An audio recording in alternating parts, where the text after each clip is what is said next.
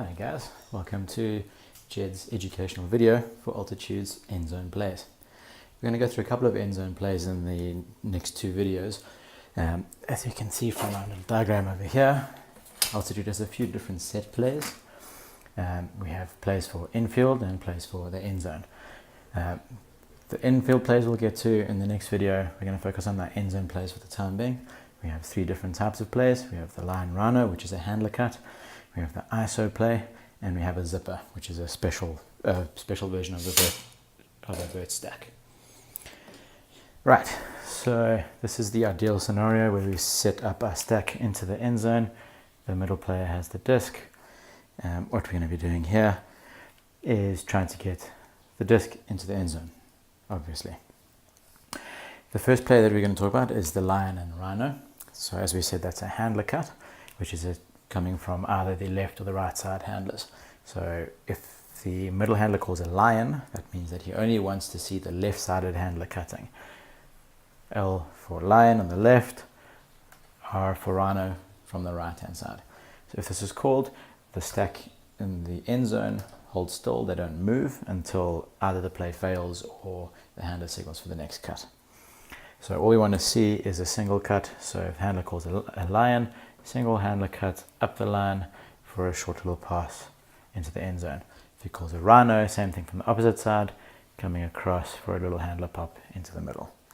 So that's a lion and a rhino. You'll see on that diagram I had earlier that the lion and rhino can also be used in the middle of the field. It does get a little bit more complex then, and it's more of just a handler give and go really. Okay, so that's the lion and the rhino.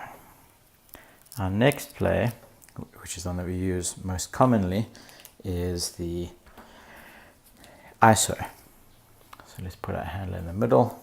He's got the disc. And our default play is going to be an ISO for the front of the stack. We'll call stacking on Jed, and I'll stand in the first position, stacking on me.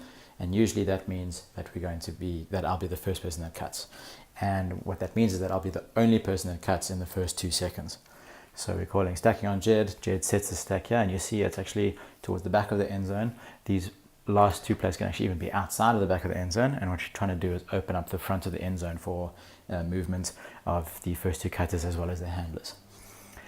So we've called stacking on Jed, and the disc comes in. All I'm going to do, depending on which way the force is cut to the break side and then to the open side. So let's call the force this way. So force is to the right hand side of the field. My first cut is going to be fake down, fake break side, and cut open side. That should be a nice easy pass here. So what you're trying to do with this cut is to get your mark, who's going to be on this side of me. What I want to do is get him behind me. So as I come down, the mark is going to follow me here. He's going to be following me here. And as soon as I turn, he's going to be behind me. And by the time I get the disc over here, I would have beaten him to the disc. Okay. If that doesn't come off, I'm going to recycle to the back of the stack and the second person cuts. So what that looks like is me cutting down, coming across. I don't get it. You go to the back of the stack. Then the second person can do almost the same thing, coming down, faking the mark and coming for the open pass. If that doesn't happen, then one of the handler cuts will initiate, or a handler dump will be initiated. Okay. So that is an ISO in our standard play. Now, if the handler calls the vert stack into the end zone, but he doesn't want the first person to cut, he'll call ISO and a name.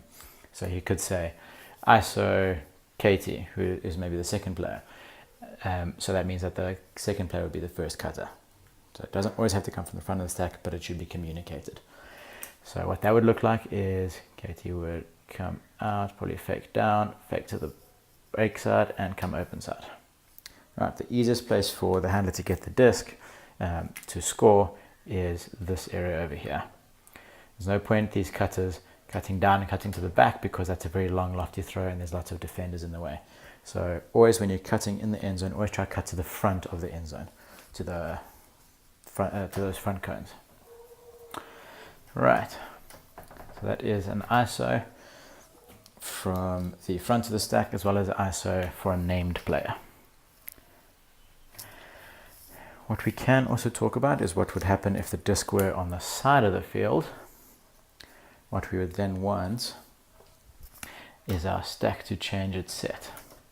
So if we were stuck with the disc over here, let's move him up. So if we're stuck with the disc on the sideline and we're being forced onto that sideline, so you've got your mark set up over here, forcing you onto the sideline. Our first instinct is always to try and just jam it straight into that jam hole. Get it in there. That's our first instinct. And we need to get away from that because our end zone plays need to be calm and they need to be calculated. It's not the time to be trying to just shove things in. Never. So the best play here would actually be to try and initiate the dump swing. Which means that our stack is going to set up a little bit to the disc side of the field. So we've got our stack here. And what we're looking for is the first cut would be from the front of the stack. So he would most likely fake deep and come under. If he doesn't get it, he's going to go back deep. That throw will almost never come off unless this guy can really break his mark. So what we are looking for then is the next pass will be either a lion cut up the line here.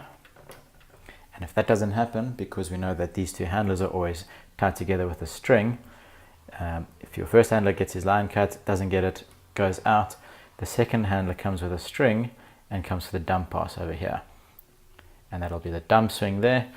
And then the rest of the cutters need to be aware that they can then cut to the break side of the field and look for an open pass over here. Makes sense? Let's run through that one more time. So our first cut is coming from the front of the stack as normal. The second cut is a handler cut. Because the first cut is coming at -2, the handler cut will be initiated quite a lot quicker than usual. So we've got our disc there, we've got a handler reset, and 1, 2, 3, 4 players into the end zone.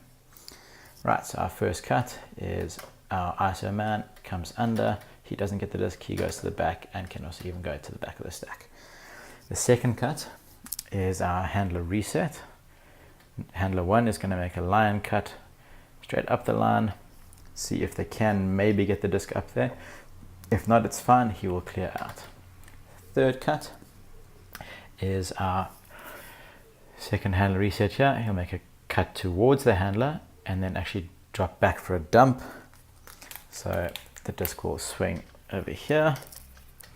At the same time, the rest of the cutters need to recognize that this dump has just happened and make a break side cut. And notice that it's a break side cut to the front of the end zone so that the handler reset can make an easy pass for the goal. Okay, so cut 1 out, cut 2 out, cut 3 for the dump, and then a swing into the end zone. So the dump, swing. It's a dump and a swing. Right, that is the ISO and the variations of ISO based on where the disc is in the field. The third and final handle play is a special variation of the vert stack in the end zone called the zipper. So we're going to set our stack, and this usually only works when you have a lot of space on either side. So with the disc in the middle, 1, 2, 3, 4. What we're going to do is we have our disc in the center. The zipper, and yes, you guessed it, it looks like a zip coming open, entails the third person getting the disc. What will happen is the first person is going to make a cut and out. Second person makes a cut and out. The third person comes straight under and receives the disc right here. The reason this works is because you create confusion among the defenders, and depending what kind of defense they have in the end zone, if it's a man or a zone, this man will follow out, this man will follow out, and this man, the third man, is usually poaching on either side, which leaves you wide open for an undercut. So that is the zipper. the third man in the vert stack in the end zone makes the cut. Okay, that is end zone plays in a nutshell. 3 important things to remember about the end zone plays. You must be patient, you must be aware of what is happening around you, and you must catch the goal. Great. If you have any comments, please message me. Otherwise, that's Ultitude's Endzone plays for now. Cheers.